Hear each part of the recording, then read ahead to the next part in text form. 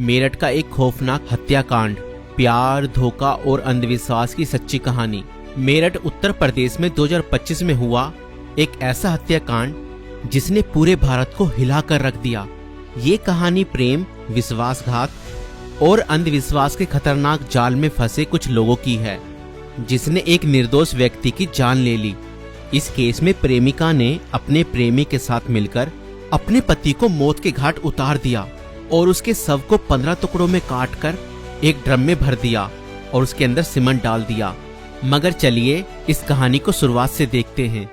2016 में मेरठ निवासी सौरभ राजपूत की मुलाकात मुस्कान रस्तोगी से हुई। दोनों के बीच प्रेम हुआ और कुछ सालों बाद उन्होंने शादी कर ली। लेकिन यह शादी सौरभ के परिवार को पसंद नहीं आई, क्योंकि मुस्कान एक अलग जाति से थी। इसके बावजूद दोनों ने अपने रिश्ते को मजबूत बनाए रखा। सौरभ मर्चेंट नेवी में जॉब करते थे और लंदन में पोस्टेड थे। शादी के कुछ समय बाद सौरभ लंदन चले गए, जबकि मुस्कान अपनी बेटी के साथ मेरठ में रहने लगी। इस दौरान उनकी जिंदगी में एक तीसरा व्यक्ति साहिल शुक्ला आया, जो मुस्कान को पहले से ही जानता था। सौरभ के लंदन में रहने के कारण मुस्कान की नजदीकियां साहिल से बढ़ने लगी। साहिल, जो पहले से ही मुस्कान को पसंद करता था, अब खुलकर उसके साथ वक्त बिताने लगा। मुस्कान ने उसे यह यकीन दिला दिया कि वह अपने पति के साथ खुश नहीं है और वह साहिल से सच्चा प्यार करती है। साहिल शुक्ला अंधविश्वासी प्रवृत्ति का था और आत्माओं, तंत्र मंत्र जैसी चीजों में विश्वास करता था। मुस्कान ने इस बात का फायदा उठाते हुए उसके लिए स्नैपचैट पर एक फर्जी अकाउंट बनाया, जिससे वह साहिल शुक्ला की मरी हुई मां के नाम से चैट करती थी। इस फर्जी अकाउंट से वह साहिल को यकीन दिलाने लगी कि उसकी मां की आत्मा मुस्कान को पसंद करती है और चाहती है कि वे दोनों साथ रहें। धीरे धीरे साहिल पूरी तरह से मुस्कान की बातों में फंस गया। मुस्कान ने उसे यह विश्वास दिलाया कि अगर वह उसके पति सौरभ को रास्ते से हटा दे तो वो दोनों एक साथ रह सकते हैं। साहिल अब पूरी तरह से मुस्कान के इशारों पर नाचने लगा था। मुस्कान और साहिल ने मिलकर सौरभ को मारने की साजिश रची। 4 मार्च 2025 को जब सौरभ लंदन से मेरठ अपनी पत्नी और बेटी से मिलने आया, तब मुस्कान ने सौरभ की फेवरेट सब्जी कोफ्तों में बेहोशी की दवाई मिलाकर खिला दी।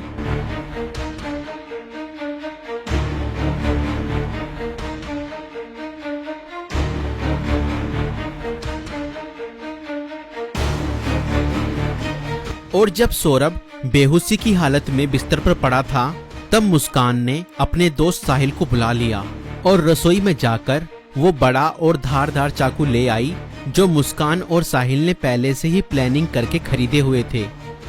और करीब 20 मिनट तक साहिल ने मुस्कान को बताया कि कैसे उसे अपने पति का वध करना है।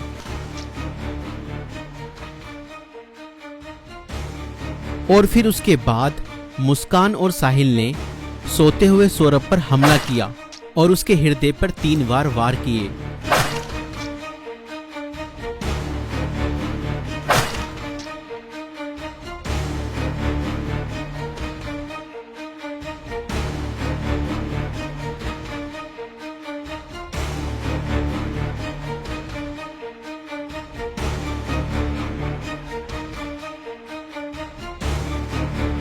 और घर में पड़े कूलर को भी ऑन कर दिया ताकि उसकी आवाज किसी को भी ना सुनाई दे। जब उन्होंने सौरभ को खत्म कर दिया, उसके बाद वह उसकी बॉडी को बाथरूम में ले गए।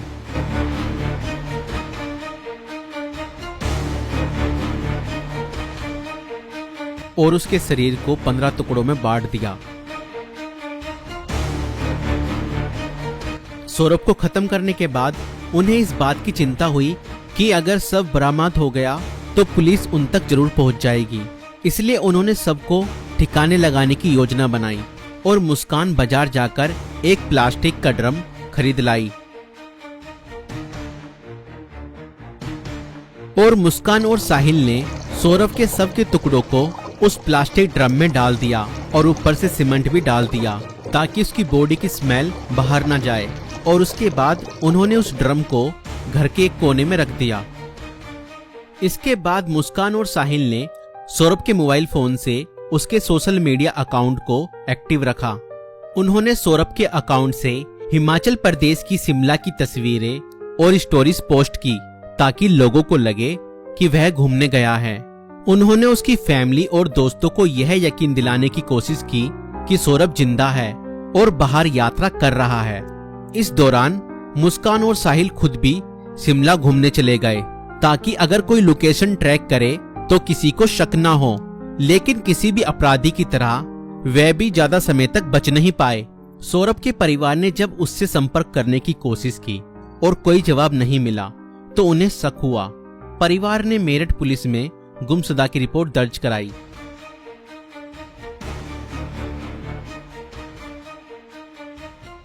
और इसी बीच मुस्कान ने अपने माता पिता को बताया कि शायद सौरभ का मर्डर हुआ है और उसके घर वालों ने ही उसका मर्डर किया है। मगर मुस्कान के पिता ने कहा, नहीं बेटा, किसी के भी घर वाले कितना ही नाराज हो जाएं तो भी ऐसा कदम अपने बेटे के लिए नहीं उठा सकते। बेटा मुझे सच सच बताओ, सौरभ कहाँ है? मुझे सच्चाई बताओ, मैं किसी से कुछ नहीं कहूँगा।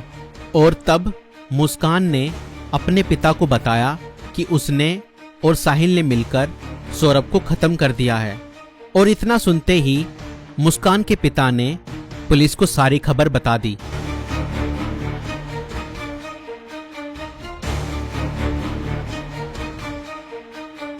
और पुलिस ने तुरंत मुस्कान और साहिल को गिरफ्तार किया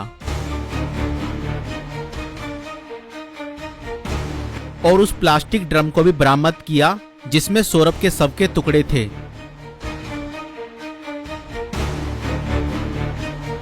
उस प्लास्टिक ड्रम को काटा गया और सौरभ के शरीर के टुकड़ों को बरामद किया गया। इस खौफनाक हत्या मिस्ट्री का अंत पुलिस द्वारा हत्यारों की गिरफ्तारी के साथ हुआ। पुलिस ने मुस्कान और साहिल को गिरफ्तार कर लिया। दोनों पर हत्या, साजिश और शव को छुपाने के गंभीर आरोप लगाए गए। दोस्तों, ये घटना हमें यह सिखाती है कि अंधविश्वास का अंजाम बहुत बुरा और भयानक होता है। साहिल ने अपनी मां की आत्मा के नाम पर बनाए गए एक फर्जी अकाउंट पर भरोसा किया और हत्या जैसा अपराध कर दिया। और गलत संबंध और रिश्तों का अंजाम बहुत बुरा ही होता है। मुस्कान ने अपने फायदे के लिए साहिल को मानसिक रूप से कंट्रोल किया और हत्या तक करवा दी।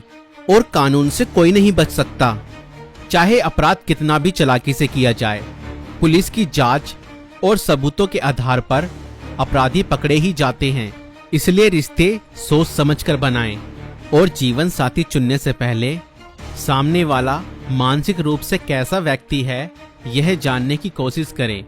साथी चुनते समय सूरत पर नहीं, सीरत पर ध्यान दें। इस वीडियो को बनाने का उद्देश्य संसार में बढ़ रही बुराइयों से अवगत कराना है। दोस्तों, आपकी इस वीडियो को लेकर क्या राय है हमें कमेंट्स में जरूर बताएं। और ऐसी और वीडियो देखने के लिए हमारे YouTube चैनल को सब्सक्राइब जरूर करें।